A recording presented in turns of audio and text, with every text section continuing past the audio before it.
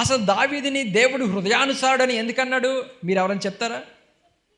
దావీదుని ఒకసారి దేవుడు నా హృదయానుసారుడు అని అంటారు. ఎందుకని అన్నాడు?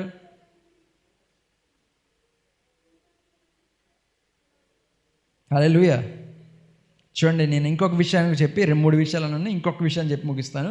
దావీదు ఎందుకని దేవుని హృదయానుసారుడు అయ్యాడు అని అంటే, దావీదు ఒక్క గొర్రె వెళ్ళిపోతున్నా కానీ దావీదు వదిలిపెట్టలేదు.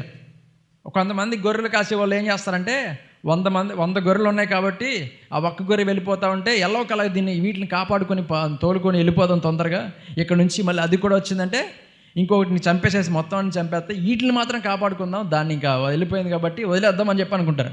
కానీ దావీదు ఏం చేశాడంటే, ఆ ఒక్క గొర్రె తీసుకొని వెళ్ళిపోతున్నప్పుడు దాన్ని వెంబడించాడంట. వెంబడించి దాన్ని కొట్టి దాని తలలో నుంచి తీశాడంట సింహాన్ని. అక్కడ చెప్తూ ఉన్నాడు కదా, ఆ సింహపు తలలో నుంచి నేను ఏం చేశాను, గొర్రె పిల్లని తీశానని అన్నాడు. అక్కడ ఆ ధైర్యం గురించి చెప్తూ ఉన్నాడు.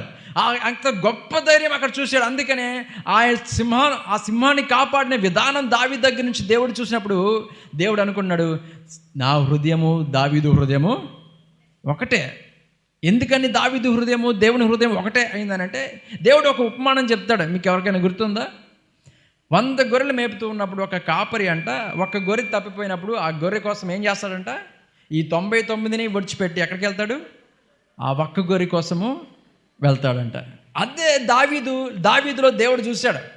ఒక్కరు కూడా నశించిపోకూడదు అనే విషయాన్ని దావీదు తెలుసుకున్నాడు. అందుకని ఒక్క గొర్రె కూడా నశించిపోకూడదని.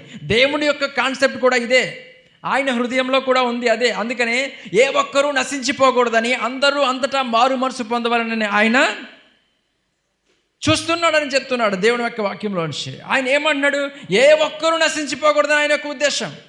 దావీదు యొక్క ఉద్దేశం ఏంటంటే, ఏ ఒక్క గొర్రె పిల్ల కూడా ఏమైపోకూడదు, తప్పిపోకూడదు, చనిపోకూడదు అని దావీదు యొక్క ఉద్దేశం. ప్రియులారా, ఈ ధైర్యాన్ని మనం కలిగి ఉన్నామా? ధైర్యం